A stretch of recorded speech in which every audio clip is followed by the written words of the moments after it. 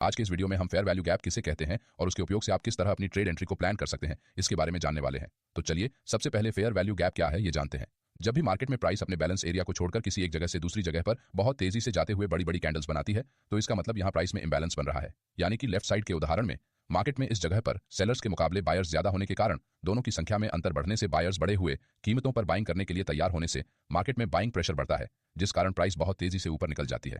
उसी तरह जब मार्केट में बायर्स के मुकाबले सेलर्स अगर ज्यादा संख्या में मौजूद हो तो उससे वो प्राइस को कम कीमतों पर बेचने के लिए तैयार हो जाने के कारण मार्केट में उस लेवल के पास सेलिंग प्रेशर बढ़ने से प्राइस तेजी से नीचे चली जाती है। आसान भाषा में बताया जाए तो जब मार्केट में सेलर्स कम और बायर्स ज्यादा होते हैं तो बायर्स ज्यादा भाव पर स्टॉक्स को खरीदते हैं, जिससे बाइंग प्रेशर बढ़ता है और प्राइस तेजी से ऊपर जाती है। वैसे ही जब मार्केट में बायर्स के मुकाबले सेलर्स ज्यादा होते हैं तो वो स्टॉक्स को कम दामों में बेचते हैं, जिससे सेलिंग प्रेशर बढ़ने से प्राइस तेजी से नीचे जाती है। मार्केट में प्राइस इसी तरह बैलेंस से इम्बैलेंस के दौरान घूमती रहती है, जिस कारण चार्ट्स पर अलग अलग चार्ट पैटर्न्स बनते रहते हैं। एक अक्यूमुलेशन जोन से जब मार्केट पहली बार बाहर निकलता है तो अगर बायर्स की संख्या ज्यादा हुई तो प्राइस ऊपर की तरफ ब्रेकआउट करती है। उस समय यहाँ ऊपर बहुत से सेलर्स अपने सेलिंग ऑर्डर्स को लगाकर बैठे होते हैं, जिससे जब भी प्राइस इस एरिया में आती है तो उनके सेलिंग ऑर्डर्स एग्जीक्यूट हो जाते हैं।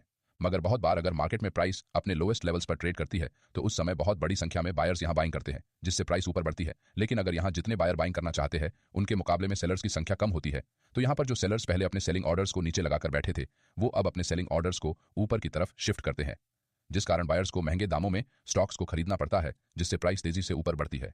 इसलिए यहाँ प्राइस में इंबैलेंस या फिर गैप बनता है, जिसे हम दो कैंडल्स के बीच में क्लियरली देख सकते हैं। अब क्योंकि बायर्स ने मार्केट में प्राइस के फेयर वैल्यू यानी कि उचित दामों से ज्यादा भाव देकर उसे खरीदा है, इस वजह से हम इसे फेयर वैल्यू गैप कहते हैं। अब प्राइस इंबैलेंस या फिर फेयर वैल्यू गैप को जानने के बाद इसे चार्ट्स पर किस तरह से ड्रॉ करना है ये सीखते हैं।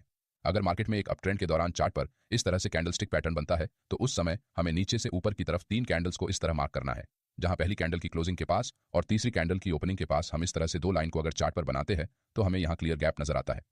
इसी गैप को हम प्राइस इंबैलेंस या फिर बुलिश फेयर वैल्यू गैप कहते हैं। इसी तरह अगर मार्केट में एक बेरिश ट्रेंड चल रहा है तो पहली बेरिश कैंडल की क्लोजिंग और तीसरे कैंडल की ओपनिंग के दौरान हम लाइंस को बनाएंगे, तो यहाँ हमें दोनों के बीच में गैप नजर आएगा, जिसे हम बेरिश फेयर वैल्यू गैप कहते हैं। लेकिन अगर बुलिश प्राइस एक्शन में पहली कैंडल की क्लोजिंग नीचे है मगर उसकी कैंडल विक अगर क्लोजिंग से ऊपर है तो हम यहाँ कैंडल विक के ऊपरी पॉइंट से लाइन को बनाएंगे। उसी तरह तीसरी कैंडल की निचली विक से हम एक लाइन को बनाएंगे। अब अगर इन दोनों के बीच में गैप बनता है तो हम इसे वैलिड फेयर वैल्यू गैप कहेंगे। लेकिन जब भी मार्केट में प्राइस बैलेंस बनाकर बायर्स और सेलर्स को समान रूप से मार्केट में शामिल होने का मौका देते हुए दो कैंडल्स के दौरान अगर कोई भी गैप नहीं बनाती तो यहाँ चार्ट पर कोई भी फेयर वैल्यू गैप मौजूद नहीं रहेगा। इसलिए इस तरह के प्राइस एक्शन को हम बैलेंस प्राइस एक्शन कहेंगे, क्योंकि यहाँ प्राइस में कोई भी इंबैलेंस मौजूद नहीं है। साथ ही बहुत बार इस तरह से एक बड़ी बेरिश रेड कैंडल चार्ट पर बनने के बाद अगली कैंडल की ओपनिंग और क्लोजिंग अगर इस कैंडल के अंदर होती है और अगर कोई इनसाइड कैंडल चार्ट पर बनती है तो हमें यहाँ सबसे पहली वाली रेड कैंडल को नंबर 1 कहना पड़ेगा और इस तरह से कैंडल्स की नंबरिंग करनी पड़ेगी। अब यहाँ एक नंबर कैंडल के हाईएस्ट पॉइंट और तीसरे कैंडल के लोएस्ट पॉइंट से लेकर अगर हम दो लाइंस को ड्रॉ करते हैं तो यहाँ पर जो गैप बनेगा हम उसे फेयर वैल्यू गैप कहेंगे। इसलिए चार्ट पर अगर इनसाइड कैंडल बनती है तो हमेशा मास्टर कैंडल के हाई और लो पॉइंट को ध्यान में रखकर फेयर वैल्यू गैप को चार्ट पर ड्रॉ करना है। नहीं तो बहुत से ट्रेडर इनसाइड कैंडल के हाई और लो पॉइंट से लेकर फेयर वैल्यू गैप को ड्रॉ करते हैं, जो कि एक गलत प्रैक्टिस है। बेरिश प्राइस एक्शन में भी इसी तरह से अगर मास्टर कैंडल के अंदर कोई इनसाइड कैंडल बनती है तो आपको बड़ी ग्रीन कैंडल के लोएस्ट पॉइंट से लेकर तीसरी कैंडल के हाईएस्ट पॉइंट के दौरान दो लाइंस को बनाना है, जिससे आपका फेयर वैल्यू गैप चार्ट पर बराबर मार्क हो जाएगा। लेकिन कई बार चार्ट पर एक बड़ी कैंडल के अंदर बहुत सी छोटी छोटी इनसाइड कैंडल्स बनती है, उस समय भी आपको बड़ी मास्टर कैंडल के हाईएस्ट और लोएस्ट पॉइंट को ही ध्यान में रखते हुए फेयर वैल्यू गैप को चार्ट पर बनाना है। इन सभी बातों को अच्छे से समझकर अगर आप चार्ट पर फेयर वैल्यू गैप को बनाते हैं तभी आपको अच्छे रिजल्ट्स देखने को मिलेंगे। चलिए अब कौन सा फेयर वैल्यू गैप वैलिड होता है और कौन सा इनवैलिड होता है इसे जानते हैं। Number 1, fair value gap must be unmitigated. जब भी प्राइस चार्ट पर फेयर वैल्यू गैप बनाती है तो मार्केट उस गैप को भरने के लिए एक बार उस गैप की दिशा में आने की कोशिश जरूर करता है और उस गैप को भरने के बाद फिर से अपना पुराना ट्रेंड कंटिन्यू करता है। इसका मतलब प्राइस इस गैप को सिर्फ एक बार के लिए ही इस्तेमाल करती है। इसलिए एक फेयर वैल्यू गैप तब तक वैलिड रहता है जब तक कि वो अनमिटिगेटेड है, यानी कि उसका कभी इस्तेमाल ही नहीं किया हो। लेकिन अगर प्राइस किसी फेयर वैल्यू गैप को एक बार भर देती है तो वो मिटिगेट हो जाता है, जिससे भविष्य में वो हमारे किसी काम का नहीं रहता।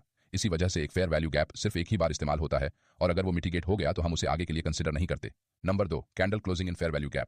मार्केट में बहुत बार प्राइस किसी फेयर वैल्यू गैप एरिया में आकर उसे रिस्पेक्ट करे बगैर नीचे जाते हुए उसे ब्रेक कर देती है और कैंडल की क्लोजिंग फेयर वैल्यू गैप के बाहर हो जाती है। अगर चार्ट पर इस तरह से सिचुएशन बनती है तो ये एक इनवैलिड फेयर वैल्यू गैप है, जिसे हम अब आगे के लिए इस्तेमाल नहीं कर सकते, क्योंकि यहाँ प्राइस इस गैप के नीचे जाकर क्लोज हुई है। इसलिए अब हम यहाँ हमारे प्रीवियस ट्रेंड की डायरेक्शन में ट्रेड एंट्री नहीं कर सकते हैं। लेकिन अगर प्राइस नीचे इस गैप एरिया में आते समय एक लॉन्ग लोअर विक बनाकर कैंडल की क्लोजिंग अगर इस एरिया के 50% के आसपास या फिर उसके ऊपर करती है तो हम इसे एक वैलिड फेयर वैल्यू गैप मान सकते हैं और यहाँ ट्रेंड की दिशा में ट्रेड एंट्री का प्लान बना सकते हैं, क्योंकि यहाँ प्राइस ने इस एरिया से नीचे जाते समय रेजिस्टेंस फेस किया है, जिस कारण ये एरिया अब भी प्राइस को रिवर्स कराने की क्षमता रखता है। क्योंकि मार्केट ने यहाँ इस कैंडल के लोअर विक के जरिए नीचे मौजूद लिक्विडिटी को स्वीप किया है, जिस वजह से प्राइस यहाँ से वापस अपने पुराने ट्रेंड की दिशा में ट्रेड करने के चांसेस बढ़ जाते हैं। Number 3, use 50% area for bigger candles. कभी मार्केट में प्राइस जब बहुत समय के लिए एक एक्यूमुलेशन जोन में ट्रेड करती रहती है, तो इस समय होने वाले ब्रेकआउट्स बहुत स्ट्रांग होने के कारण चार्ट्स पर बड़ी बड़ी कैंडल्स बनने से फेयर वैल्यू गैप का एरिया भी बड़ा हो जाता है। ऐसे सिचुएशंस में आप प्राइस के इस एरिया के निचले हिस्से तक आने का इंतजार नहीं कर सकते, क्योंकि प्राइस बहुत बार फेयर वैल्यू गैप के स्टार्टिंग पॉइंट या फिर 50% एरिया से ही रिवर्स हो जाती है, जिस वजह से आप ट्रेड एंट्री करने से चूक जाते हैं। इसलिए अगर चार्ट पर इस तरह से बहुत बड़ी कैंडल से फेयर वैल्यू गैप बनता है, तो आप यहां इस एरिया के स्टार्टिंग पॉइंट या फिर 50% एरिया के पास अपने ट्रेड एंट्री ऑर्डर लगा सकते हैं, जिससे आपका स्टॉप लॉस भी छोटा हो जाएगा। क्योंकि अगर आप इस कैंडल के स्टार्टिंग पॉइंट पर एंट्री करते हैं, तो आपको अपना स्टॉप लॉस यहां नीचे लगाना पड़ेगा, जिस कारण स्टॉप लॉस बड़ा बनने से आपका रिस्क टू रिवॉर्ड रेशियो बिगड़ सकता है, क्योंकि ऑप्शन ट्रेडिंग में आपको कम से कम 1 से 2 का टारगेट रखना पड़ता है।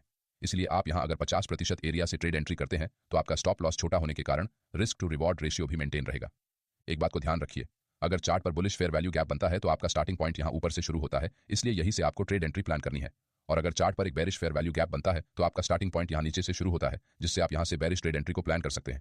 Number 4, find valid break of structure. जब भी प्राइस चार्ट पर एक वैलिड ब्रेक ऑफ स्ट्रक्चर बनाने के बाद फिर से नीचे आती है, तो उस समय फेयर वैल्यू गैप एरिया से सपोर्ट लेकर वापस ऊपर जाने के चांसेस बहुत ज्यादा होते हैं, क्योंकि यहां मार्केट ने इस स्विंग के ब्रेकआउट के बाद यहां इस ब्रेकआउट को देखकर जो रिटेल ट्रेडर्स मार्केट में एंटर हुए थे, उनके स्टॉप लॉस ऑलरेडी हिट होने से मार्केट ने उनकी स्टॉप लॉस लिक्विडिटी को नीचे स्वीप किया है। इस वजह से यहां से प्राइस सपोर्ट लेकर फिर से अपने पुराने ट्रेंड को कंटिन्यू कर सकती है। इसलिए अगर चार्ट पर वैलिड ब्रेक ऑफ स्ट्रक्चर बनाने के बाद price fair value gap area में आती है, तो ये एक high probability trade entry setup होता है। नंबर 5, वॉच अदर की फैक्टर्स ऑन चार्ट। एक high probability trade entry setup को चार्ट पर खोजने के लिए आपको बहुत सारे ट्रेड एंट्री कन्फर्मेशंस को लेना जरूरी होता है, तभी आप मार्केट में ट्रैप होने से खुद को बचा सकेंगे। जैसे कि यहाँ price valid break of structure करने के बाद नीचे आते हुए इस फेयर वैल्यू गैप एरिया के पास आती है। यहाँ सिर्फ एक अकेले फेयर वैल्यू गैप के भरोसे हम रिवर्स ट्रेड एंट्री नहीं कर सकते, लेकिन अगर चार्ट पर इस एरिया के पास कोई प्रीवियस सपोर्ट एरिया मौजूद हो, तो यहाँ से प्राइस के रिवर्स होने के चांसेस और भी ज्यादा होते हैं। साथ ही आपको फेयर वैल्यू गैप एरिया में कैंडलस्टिक पैटर्न को भी ध्यान में रखना है। अगर चार्ट पर इस तरह से लॉन्ग लोअर विक के साथ रिजेक्शन कैंडल पर बनती है, तो प्राइस एक्शन के हिसाब से ये एक बुलिश सेटअप होता है। इसलिए किसी भी ट्रेड में एंट्री करते समय आपको अलग अलग की फैक्टर्स को कंसीडर करना जरूरी होता है। चलिए अब चार्ट्स पर फेयर वैल्यू गैप के कुछ उदाहरण देखते हैं। ये निफ्टी 50 का 25 सितंबर का 5 मिनट टाइम फ्रेम का चार्ट है, जहां प्राइस एक रेंज में ट्रेड करने के बाद एक स्ट्रॉन्ग बेरिश कैंडल से इस रेंज का नीचे ब्रेक डाउन कर देती है। अब अगर हम यहां सबसे आखिरी 3 कैंडल्स को इस तरह से मार्क करेंगे, तो यहां पहली कैंडल का लो और तीसरी कैंडल का हाई, इन दोनों के बीच में एक बड़ा फेयर वैल्यू गैप या फिर प्राइस इंबैलेंस चार्ट पर बन रहा है। इसलिए हम इसे यहां मार्क करेंगे और प्राइस के इस जोन में आने का इंतजार करेंगे। थोड़ी देर बाद प्राइस धीरे धीरे ऊपर बढ़ते हुए जैसे ही इस एरिया में आती है, तो हम यहां बेरिश साइड का ट्रेड ले सकते हैं, क्योंकि चार्ट पर एक बेरिश फेयर वैल्यू गैप बना हुआ है। इस ट्रेड में हमारा स्टॉप लॉस यहां इस फेयर वैल्यू गैप के थोड़ा ऊपर या फिर इस बेरिश कैंडल के स्टार्टिंग पॉइंट पर रहने वाला है। थोड़ी ही देर में प्राइस इस एरिया से रिजेक्शन फेस करते हुए नीचे चली जाती है और हमारे प्रॉफिट टारगेट को हिट करती है। उसी दिन मार्केट नीचे से ऊपर आकर हमारे प्रीवियस स्विंग लो को ब्रेक करते हुए ऊपर क्लोज हो जाता है, जिससे यहाँ वैलिड चेंज ऑफ कैरेक्टर बनता है। अब प्राइस ने यहाँ ऊपर आते हुए कहीं पर क्या कोई फेयर वैल्यू गैप बनाया है, इसे हम चेक करेंगे। यहाँ से लेकर यहाँ तक चार्ट पर सिर्फ इस लेवल के पास एक ही valid fair value gap chart पर बना है, जो कि बहुत छोटा है। लेकिन बहुत से रिटेल ट्रेडर यहाँ इस बुलिश कैंडल के पास एक फेयर वैल्यू गैप को ड्रॉ करते हैं, जो कि सरासर गलत है, क्योंकि यहाँ इस बिग कैंडल के अंदर इन तीनों कैंडल की क्लोजिंग होने के कारण हम इन्हें इनसाइड कैंडल्स मानते हैं, जिस कारण अगर हम इस ग्रीन बुलिश कैंडल के हाई और इस कैंडल के लो एरिया को मार्क करने की कोशिश करेंगे, तो यहाँ कोई भी फेयर वैल्यू गैप चार्ट पर मौजूद नहीं है, इसीलिए हम इसे आगे के लिए कंसिडर नहीं करेंगे। अब हमने जो यहाँ वैलिड फेयर वैल्यू गैप बनाया है, उसी एरिया के पास मार्केट में एक प्रीवियस रेजिस्टेंस जोन बना हुआ है, जहां से मार्केट नीचे गिरा था। अब ये रेजिस्टेंस एरिया हमारे लिए यहाँ सपोर्ट का काम कर सकता है। अब क्योंकि हमारा फेयर वैल्यू गैप छोटा है, इसलिए हम यहाँ लास्ट स्विंग के पास हमारे स्टॉप लॉस को लगाने वाले हैं। थोड़ी ही देर में मार्केट यहाँ इस तरह से प्राइस एक्शन बनाने के बाद हमारे फेयर वैल्यू गैप एरिया से सपोर्ट लेकर ऊपर निकल जाता है। अगर आप यहाँ नोटिस करेंगे, तो इस रेड कैंडल की लोअर विक ने नीचे की लिक्विडिटी को स्वीप किया है और इस कैंडल की क्लोजिंग हमारे फेयर वैल्यू गैप एरिया में हुई है। इसका मतलब यहाँ ये एक वैलिड फेयर वैल्यू गैप बना था। इसलिए फेयर वैल्यू गैप के आधार पर ट्रेड एंट्री करने से पहले हमें मार्केट में चल रहे ट्रेंड और प्राइस एक्शन में बन रहे सपोर्ट एंड रेजिस्टेंस लेवल्स का भी इस्तेमाल ट्रेड में एंट्री करते समय करना चाहिए, जिससे आपकी ट्रेड एंट्री फेल होने के चांसेस कम से कम हो सके। अगले वीडियो में हम प्रीमियम और डिस्काउंट जोन्स में किस तरह से ट्रेड एंट्री करते हैं, इसके बारे में जानने वाले हैं। अगर आपको हमारा ये वीडियो अच्छा लगा, तो वीडियो को लाइक और चैनल को सब्सक्राइब जरूर करें। धन्यवाद।